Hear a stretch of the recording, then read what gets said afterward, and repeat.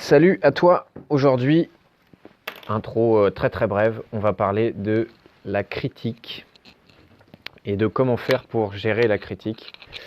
C'est un des gros freins qu'on rencontre sur le chemin du non-conformisme, sur le chemin qu'on emprunte à partir du moment où on prend la décision d'être soi. C'est celui d'être critiqué, d'être jugé par l'extérieur, par nos amis, par notre famille, par des inconnus, par nos proches. Bref, à partir du moment où tu commences à être toi, tu vas plaire et déplaire, tu vas attirer du soutien et du challenge, des compliments et des critiques, mais c'est un fantasme de croire que quand tu vas décider d'être toi et de t'affirmer et d'exprimer tes émotions, tes désirs, tes avis, ta singularité, tu ne vas avoir que des gens autour de toi en mode bisounours. Ah, c'est super ce que tu fais. Ah, c'est super ce que tu dis. Ah, t'es merveilleux, t'es merveilleuse. Non, tu vas avoir très certainement de plus en plus de personnes comme ça et de retours comme ça, parce que tu vas beaucoup plus plaire, mais tu vas aussi beaucoup plus déplaire, et donc tu vas attirer aussi des gens qui vont te dire « mais pour qui tu te prends ? Mais t'es qui toi ? C'est nul ce que tu fais, ce que tu penses, ce que tu dis, ce que tu exprimes », et tu vas avoir le même ratio de critiques et de compliments. Et donc ça, c'est un gros frein chez certains membres du groupe et chez l'être humain en général de toute façon, et bien sûr je m'inclus dedans, je veux être moi, mais j'ai peur qu'on me juge ou qu'on me critique. Et c'est ce qui se passe souvent quand on est enfant. J'ai déjà fait un numéro du podcast là-dessus, où tu nais avec ta singularité, et pour pouvoir être accepté, être aimé, être apprécié du monde extérieur, tu vas faire de la pâte à modeler avec toi, tu vas essayer de rentrer dans un moule, dans un moule quand tu es à ton travail, dans un moule quand tu es dans ta famille, dans un autre moule quand tu es avec des amis, et tu vas peut-être avoir même plusieurs moules différents, mais ce qu'il y a, c'est que tu es toujours dans un moule, et que forcément, quand tu es dans un moule et que tu fais de la pâte à modeler avec toi, tu n'es pas toi. Et donc, quand tu décides d'être toi, encore une fois, tu vas avoir des critiques, et souvent, ça peut être un frein, des gens qui me disent « ouais, mais moi, j'ai peur parce que je vais me faire critiquer, parce que je pense qu'on ne va pas m'accepter, qu'on ne va pas m'apprécier, peut-être même que des membres très proches de moi, de ma famille ou de mon entourage, ne vont pas comprendre et vont juger ce que j'ai envie de faire. » Eh bien, en fait, le jugement et la critique des autres, ce sont des signes que tu es sur ton vrai chemin et que tu vises de grandes choses.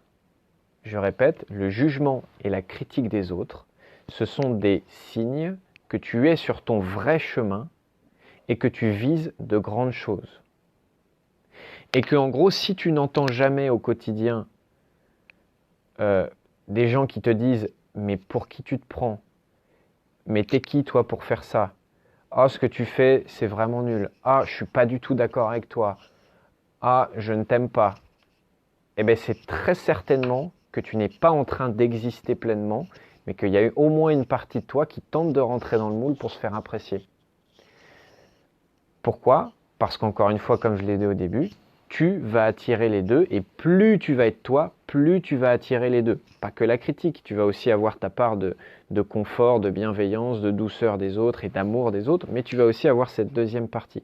Et que donc, à partir du moment où tu changes ton regard sur la critique, et au lieu de voir ça comme une attaque, comme quelque chose de quel il faut te protéger, comme quelque chose qui va forcément te faire mal, qu'est-ce qui se passerait si à partir de demain, si quelqu'un se met à te critiquer, soit directement, soit tu entends quelqu'un qui te dit « Ah lui a dit ci, ça sur toi », soit quelqu'un qui met un commentaire sur les réseaux, soit un proche à qui tu présentes ton nouveau projet de vie et qui te dit « Oh là là, mais non, mais t'es fou ou t'es folle, j'y crois pas du tout, et nanani et nanana ».